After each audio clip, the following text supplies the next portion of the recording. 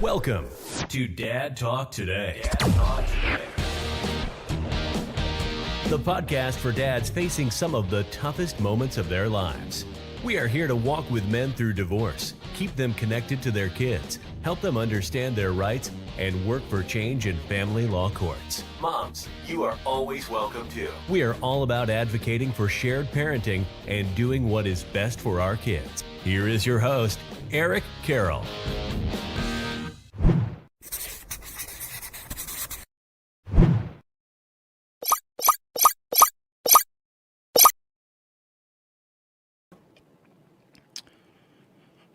Hey guys, let me just say right off, please bear with me. I might stumble on my words. I'm going to try my best to get this story out the best way I know how. It's hard because I hear stories all the time, but this is somebody that I had developed a relationship with that had encouraged me at times when I was at my lowest. And it's just hard to report on. I talked to the family a little bit ago, and they gave me their blessings to get this out because they said he followed the show and they had learned so much about what's going on through this. Last night, there was a father who's been alienated for the past 3 years that was about to reunite with his children. The judge finally gave him time. He was excited to finally get to see his kids, and when he got to the designated meeting spot, I'm going to say allegedly because that's the way they say it now, but there was many people that saw it, and it's been reported on now. The father-in-law got out of the car and shot him and murdered him, killed him. He was somebody that was known in this community. You might have seen him around. He used to be in the live chats. His name was John Mast.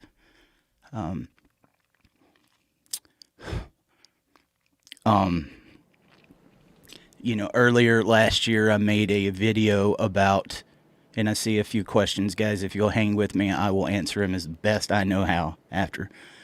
I made a video about how long it's been since you've seen your kids, and I asked people to send in pictures and then tell us how long it had been. He was the first one that I got it from, and I'm going to show you this picture. Here's John with his 2 children, and you can see he scribbled on there 2.5 years.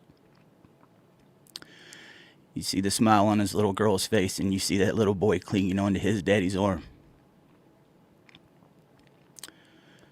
2.5 years. I did a marathon back at Thanksgiving, something I rarely do, and he was the very first one on the show. He wanted to come on and tell a part of his story. And I'm going to play that for you here in just a little bit so you can hear a little bit from John. There were some things I'd like the family to actually notice inside of this interview.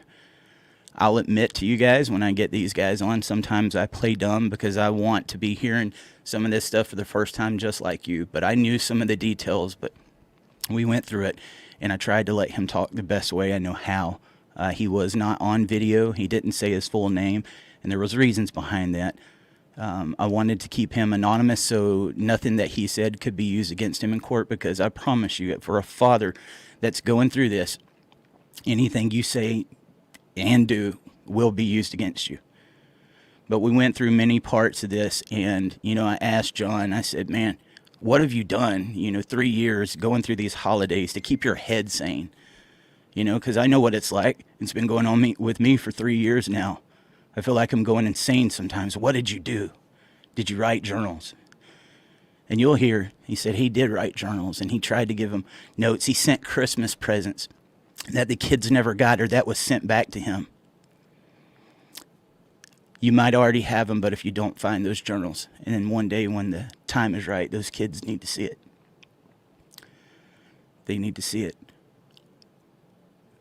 Right before we get in this, though, guys, for any of the legislators, the family court judges, the attorneys that allow these guys to spend all this money and that you make profit off the destruction of broken families, I want you to hear this story, and I want you to take it to heart. This is what people are going through, and it's not just dads, it's moms too. This is what this circus that they're having to go through to be parents to their own children. And here's his father. He's fought, he's spent all this money, he's went all this time, he's faced false allegations, and I'm going to talk about that in a second, but he's faced false allegations. And he finally fought it off to where he was going to get to see his child, or his children. And then he was killed. This is time that father is never going to get back. This is something that he will never be able to get back. His life is gone. But I promise you, as this story develops, we're going to make sure, John, I promise you, buddy, I know you wanted your story to be heard, and that's what we're going to do here today. Your voice is going to be heard louder than you could have ever imagined. And you have no idea how many people's lives you're going to affect by them hearing this. This outrages many of us, and I know it does. We all have probably wondered at one point in time, when we finally do get to see them, are they going to let us see our children, or are they going to do something crazy? This is one of the worst examples of what can happen inside a family court. I'm about to get into this interview, but I want to read. This is one of the first letters I got from John. And I'm going to tell you guys, hearing these stories day in, day out, sometimes it tears down on you. And I wanted to stay on top of them all day long. And I was in a bad spot when John wrote me this letter. And he'll never know what it meant to me. So I just want to read it really quick. It's March 10th, 2020. It was right when COVID hit. And he said, Eric, keep your head up. I've been following you and your show for quite a while now. Coronavirus is not going to put you away, trust me. The speakers you have brought on, as well as your own words you share, have given me courage and motivation, as well as substance in my fight for my children. Keep it up. We need you, but listen close. There are times when you need to take some time just for yourself and your family. Just get away when the time is right. You know that best. I appreciate that, buddy. I think the hardest part about this is today, these children do not have their father.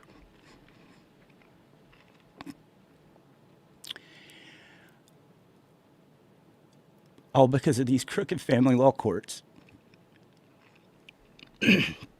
We've got to make a stand, guys. And I'm going to tell you, again, before we get into it, this father had faced false allegations. And I've talked to many people. When I got into this, I didn't know about the silver bullet. I knew stuff like that could happen, but I wasn't as educated on it as I am now. And I'm not a doctor. I'm not a psychologist. I'm not an attorney, but I got a pretty good bullshit detector. And I've talked to some people that make my skin crawl because I'm sitting there wondering, man, what if they did do these things? But talking to this guy, and even the way he carried himself, even when he wouldn't talk bad about his ex, man, he almost somewhat tried to protect her, and he blamed the family law courts for their marriage and stuff breaking up. This is a guy that fell victim and lost his life due to the destruction that family law brings. I'm going to get through this. I had to chop it up, so there's two different parts to this. But this was back at Thanksgiving when I got to talk to John. And let's make sure that people hear his words, his story. And I want you to take his advice to heart. Because he speaks to you alienated parents and what it's like and what he wants you to do. All right. At this time, I'd like to bring our first guest on the show. John, are you there? Yeah, I'm here. Hey, John, how you doing this Thanksgiving, man? I'm all right. How about you? I'm doing all right, man. So tell us a little bit. I don't know, is it parental alienation you've experienced, the child custody issues, family court? Tell us a little bit about what it is you've experienced. Yeah, it's all of that. About a little bit over 3 years ago, my ex-wife and I separated, and pretty much from that point on, the kids have been separated from me. We had a very close relationship, a normal, healthy bond before that. And currently, I haven't seen the kids in 2.5 months. Look, in spite of a court order, in spite of some pretty hefty court order to try and get me involved in the kids' lives. Right. How has that been for you, man? 2.5 months and not seeing your kids. How long or how old were they before this started going down? They were 4 and 5 when we separated. 4 and 5. So 4 and 5 years that you was in your children's life. Now it's been 2.5 months. I mean, what's that been like for you mentally? It's really, and actually it's been 3 years. There was one point of 9 months of no contact, 6 months. It just comes and goes with the whims of whoever is strongest out there, I think. But the way I feel misunderstood, and I feel not important, undervalued as a father. Just that I don't necessarily mean much to the people that look at me that are in decision-making power. How does that feel to know that there is a system? There's a system, John. We should be able to go to them for justice if there's something going on. There's false allegations. There's parental alienation. It's not like it's hard to spot. You would think that these courts would be very well educated on it by now, and they would protect your right as a parent to be in your child's life. We know most of the time that's not what's happening, and they're going through situations like you. Do you have any faith in the court system as it is right now? No. And that's No. sad. That's sad, because I don't either. I'll be honest with you, I don't either. And it sounds like, I guess you've been going through this a couple of years, but what are some of the things that you've done to try to keep yourself going and keep your mind off of this? I've stayed busy with side jobs, a lot of extras that I normally wouldn't do. I try to find something every week to get my mind off things, and I've really worked on cultivating healthy relationships in my life. In some ways, my family is very supportive, so much that they've done, but they haven't been through this, and they don't understand necessarily. And sometimes it feels like they are even not there for me. Right. And that's a hard thing. We talk about that. That's a very, very common thing for somebody that's going through alienation, that's been through family court. You want to tell somebody, especially family, they want to know what's going on. Why aren't the kids around? And they don't get it because they haven't been through it. And for people that haven't been through it, it seems a little far-fetched in a way with parental alienation, but they just look how easy it was to get your kids to believe in Santa Claus. I mean, you got this custodial parent that's sitting there, and that's who the kid looks up to because that's the parent that they're with every day.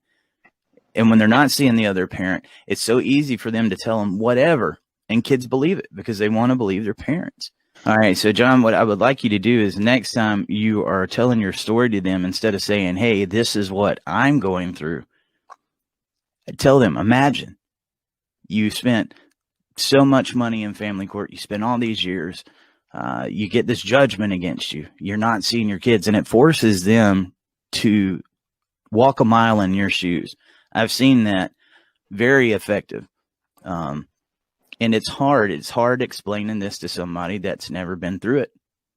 That's it true.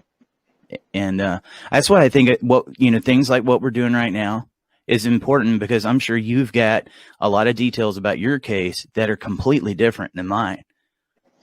Absolutely. If there is some parents out there right now that's going through parental alienation, they're just now experiencing this, they're not sure what's going on, it's Thanksgiving, they're watching us instead of being with their family, what's some advice you could give to them, man? I think what I'd say is just keep your mind busy. Try and look for a close friend, or you might need to develop new friendships. It can go so many different ways, but just be prepared for some very hard times. And I don't want to be really gloomy about anything, but honestly, if you get into this point where you're relying on a court system and other people, they have jobs, full-time jobs, they see this every day, but neither do they necessarily care. So you have to look out for you and yourself. That's right, man. I really appreciate that. There's something you hit on. I wanna tap into it a little bit more. You said be careful who you're hanging out with, basically your friends, and who you are surrounding yourself with. What's the importance in that, and why would you say that advice? There are some people that will, for one, they may have kids and they may see their relationship with their kids. They may not at all understand, and they may in turn end up judging you for whatever it is that may have led to the situation you're in. And obviously, it goes both ways, but you just have to be really careful and pick some positive and uplifting people that will be there for you. I agree with that, and I really thank you for that. Did you know what parental alienation was before you started going through it?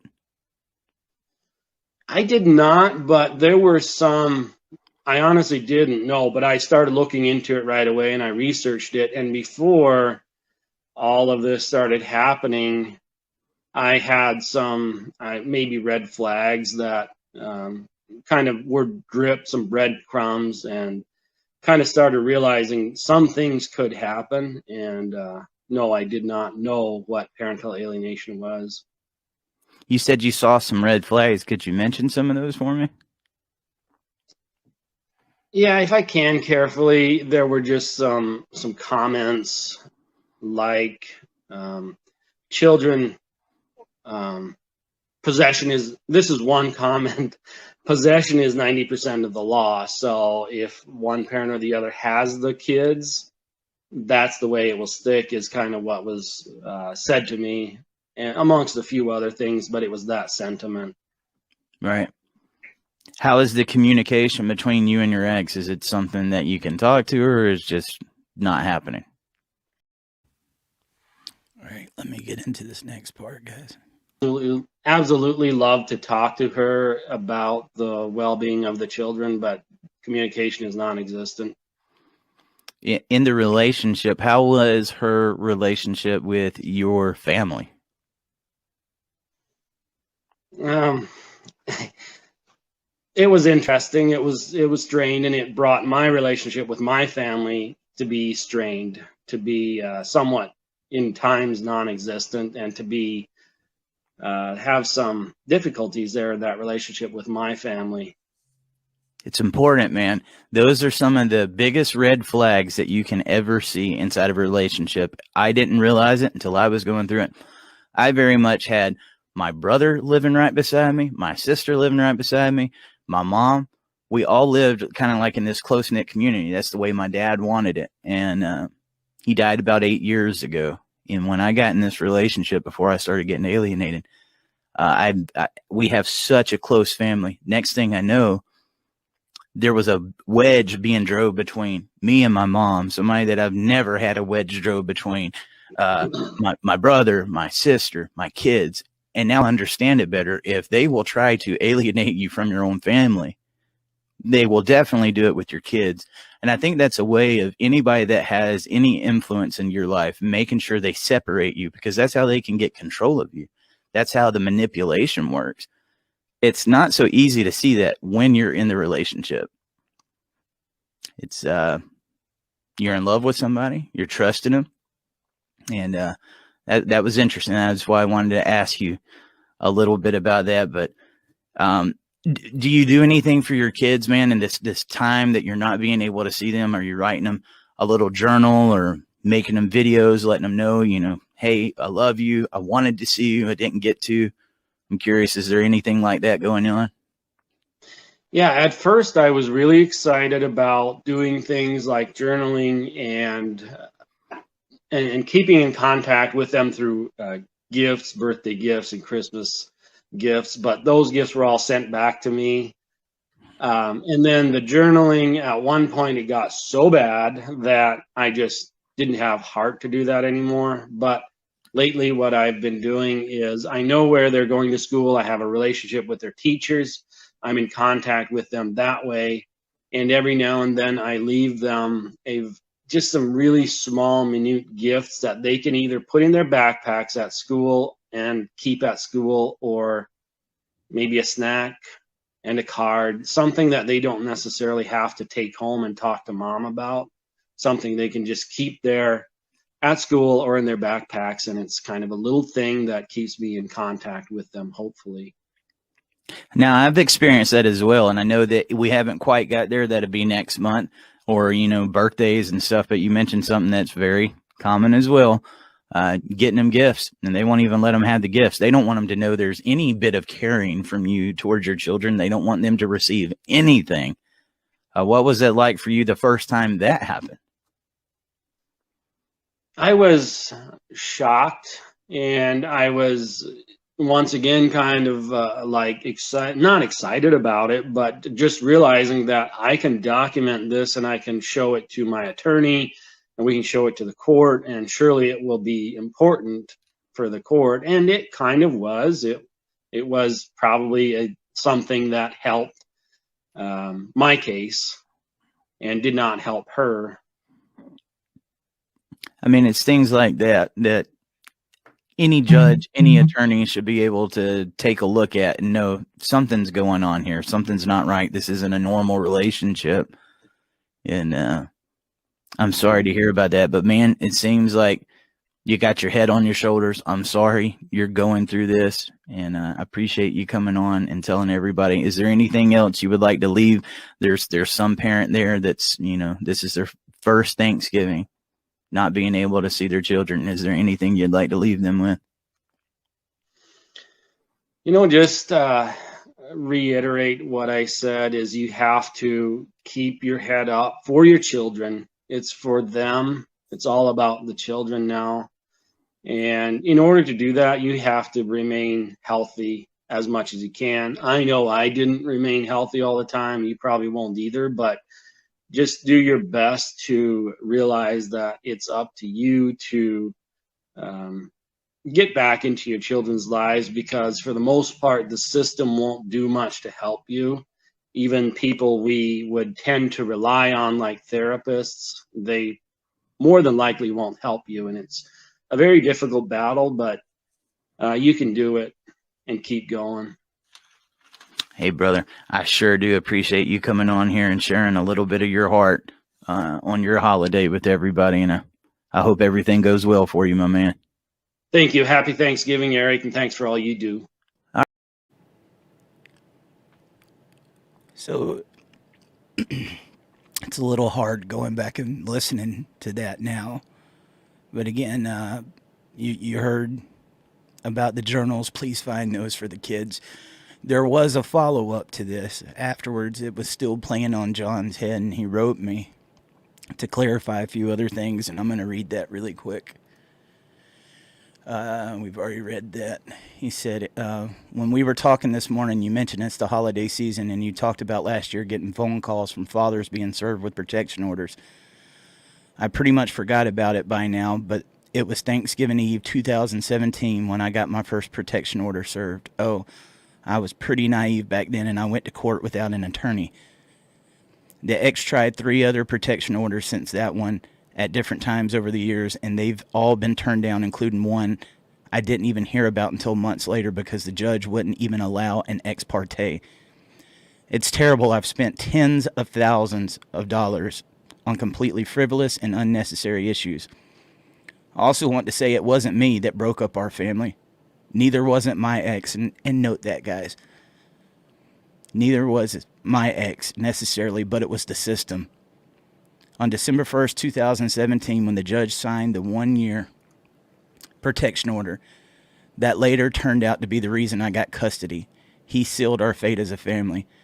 A judge in a hurry and without hearing the truth broke up our marriage and family in an instant.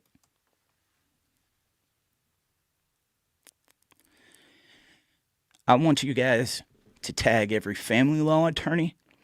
I want you to tag every judge, every legislator that you know. And let's get justice for John. I think a hashtag, I stand with John. Let's get his story out there. And let me explain to you why I believe, again, this is going to be such a serious issue. And I'm just going to be straight up with you. When a father has faced those false allegations, they are looked at as guilty until proven innocent. And even if they can prove they're innocent, many times they are still labeled as guilty. With the media and the way they paint victims and the way they treat fathers, even though obviously the judge was going to let him see his kids yesterday when he got shot and killed, even though they was giving him back his kids, I'm afraid of this media narrative of this father-in-law, allegedly the father-in-law, being a hero. He was no hero.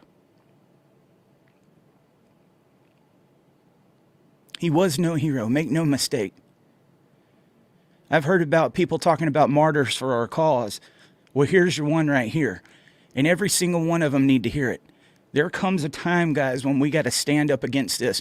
When we start having our brothers shot and killed and murdered. Now think about it. Everybody looks for that day when they finally get to reunite with their children. And as you could hear in that interview, I knew it had to be one of the happiest moments of his life that ended with him losing his life. For the family, I talked to you this morning. We are here for you, whatever you need. If they try to paint that ulterior motive, that false narrative, we got to fight back, guys. This is why we need media around our causes. And he deserves justice. Those kids no longer have their father. I didn't know, he was there to get his kids and was shot. Were they there? Did they see it? I would bet on they probably were. And think about that. Think about the damage that's going to do to them. Not only are they fatherless, but they saw this.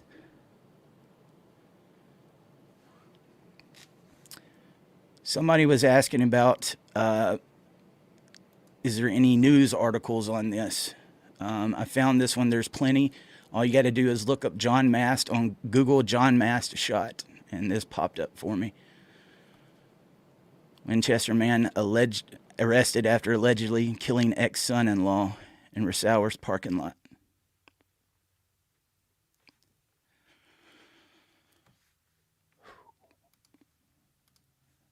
Does it get any more real than this, guys? How many more people do we got to lose? How many other fathers are going to lose their children? It's not just fathers, it's the kids. I've seen it happen to mothers. What is going on in these family law courts are criminal. Criminal. My condolences to the family. And again, any way we can help. But guys, it's time that we stand up and make sure that John's voice was heard.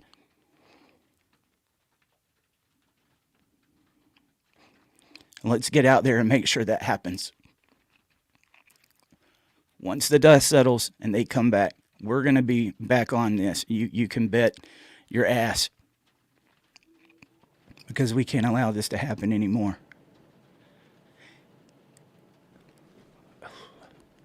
And to those children, I got the privilege to talk to your father, as you just heard. I know he loved you. I had conversations with him. I know how much he loved you. He fought. He spent that money, and he did not give up because he wanted to be in your life.